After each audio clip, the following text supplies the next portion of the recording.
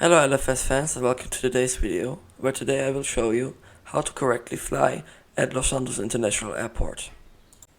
Now, today I will only show you an approach from 30 left and a departure on 30 right and also the taxiing. So if you have any questions about the 12 left or right or about the runway 0321 departure and arrivals, please just write a comment and maybe I'll create another video. But now, let's begin. So now right here you can see me flying in a DC-8 and I will be approaching runway 30 left at Los Santos. Now if there's on ATC online, which at this moment there wasn't, you need to contact them for a visual INS approach about right here. So you request an INS or a visual approach or just an approach and they will give you one, and this is the most optimal time. Anything before or later is gonna be a little bit unoptimal for the ATC. Now of course we are approaching Los Santos, so we're gonna get a fighter jet escort, which is just normal in LFS at this point. But we will continue to fly here, and now you will of course have to descend. And over there always keep the airport in view, so you always know where you're going. I am flying on controller, so it is a lot easier for me to do that. Now starting here you're gonna have to turn right, and I was of course communicating on Unicom, so I cut my voice out. And you need to, when you're approaching, you need to try to perfectly align yourself with the runway so that you won't have any problems in landing with being too far to the right or to the left. And that's what I'm doing here, which is why I'm always keeping the airport and my runway in sight. Now of course this is for a visual approach, and you can see I was a bit too far to the left. For an ILS approach you will need to go way more back, or even beyond Cayo Perico, so that you can do it realistically. And for approach I always look at the landing lights, because they're in the middle of the runway, and I check it with the white strips on the runway so I can get perfectly aligned. Now I put the gear down and I started to put the nose up again, while either having no power added or just slowing down. And there's of course some last minute adjustments, that's very normal. And you can see here, very bad approach still, even though I tried very hard. And once you've landed you can add some power again to make the landing smoother. This landing wasn't very good, but it's good enough to show this. Now, once you've landed, ATC isn't going to immediately say vacate right or vacate left. So usually it's just nice for you, for the ATC, if you just immediately vacate it right. So you vacate towards the other gates, and in Los Santos on the 30 left arrival that would be vacating to the right. And then you just wait here usually. And then ATC is gonna say welcome to the Santos International Airport, and then they're gonna tell you to taxi and hold short of 12 left most of the time. Now when you're crossing the runway, the ATC won't say cross the runway 2, they will say taxi, for example gate of choice, on Charlie via Alpha 6 Charlie. This is what the case was here, so you will have to listen carefully. And also you don't have to say this is national cargo blah blah blah, we are clear of the runway, because the ATC can't see it, although sometimes it is better to do that. For example when you're crossing an active takeoff runway where the ATC said for example the other plane, now wait, because there's a crossing plane.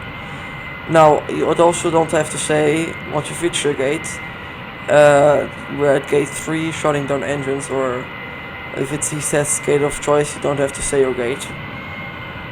And it's also very important that when you're parking, like right here, that you park on the correct spot.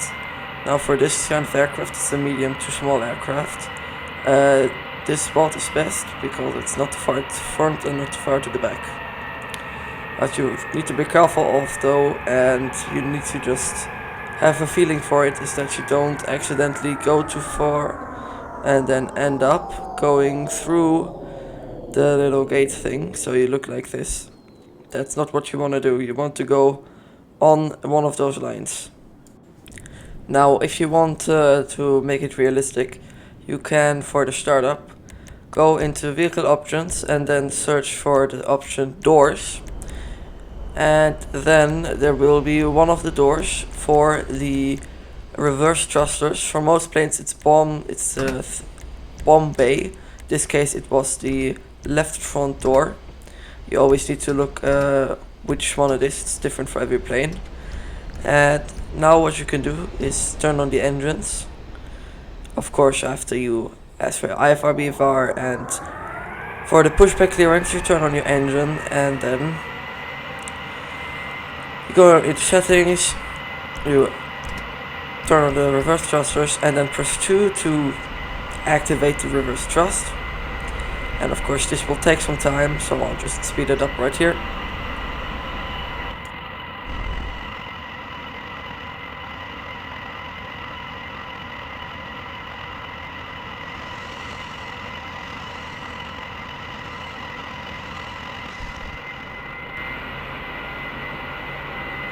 And now from here on, when ATC gives you the taxi clearance, if you're in a larger aircraft, which this one almost isn't, you will first go to Alpha 6. We're gonna do a 30 right departure. So what you're gonna have to do is you're gonna have to cross the runway 30 right or 1 to left first. So what the ATC is gonna say is taxi to hold point Delta 1, runway 30 right via Delta 6, Delta 1, and cross the runway 1 to left. Now, don't disable the taxi mode. I accidentally did it here.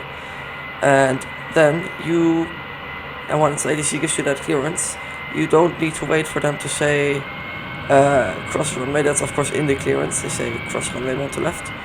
And then again, you don't need to tell them when you're clear of the runway once you've reached Delta 6. And just keep the taxi speed limiter on even though you are on the runway, but this is not the correct direction for takeoff. And some people in larger aircraft, they get confused by this sometimes, and it's just because the hangar, between the hangar and the taxiway, it's just too tight for something like a 747 or even smaller aircraft like a 777 or I think even a 757 to fit by. This plane would fit by it, the DC-8 here, but I decided to go with this route because it's the more difficult thing for new people.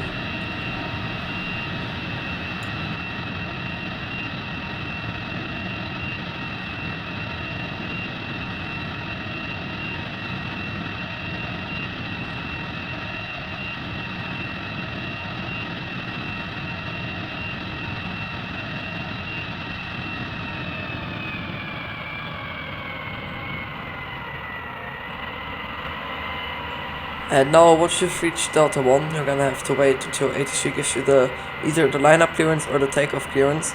Most of the time it's gonna be a takeoff clearance, but sometimes, for example, when the aircraft that has just arrived crosses the runway, you're only gonna get a lineup clearance, so you gotta listen carefully.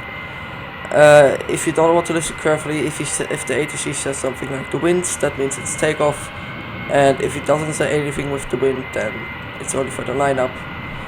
And now, in this case, it's only a lineup at first. This is usually where I line up if I come from Delta 1. Of course, if you come from Alpha 1, I can't line up here because don't go reverse on the runway. And then once ATC gives you the takeoff clearance, you can take off because that's how it works. Fun fact, that's how it works. And then, of course, usually I rotate about right here once you've reached the white marks on the other side of the runway. If the aircraft is still too slow, I would of course stop the takeoff at that point because it's not worth it. You're gonna crash to the takeoff lights, the landing lights, apologies. I've done that multiple times before. And at about 500 feet I put the gear up. Of course, if you don't want the alarm to sound, you can put it up even above 100 feet. And then frequency change I do when I've reached my cruising altitude. I want to lift the airspace clearly. For example, now I would almost be entering Java airspace, so this is the point where I would tell ATC I'm leaving frequency or request a frequency change. Now with that, that's the end of this video. Please take care, fly high, and subscribe to keep up with the LFS news. And quick side note, next week Friday, the 28th of October, there will be LFS overload to celebrate 10,000 members. It's a bit late, and sadly I won't be able to participate, but I hope that most of you will, and I hope you have fun.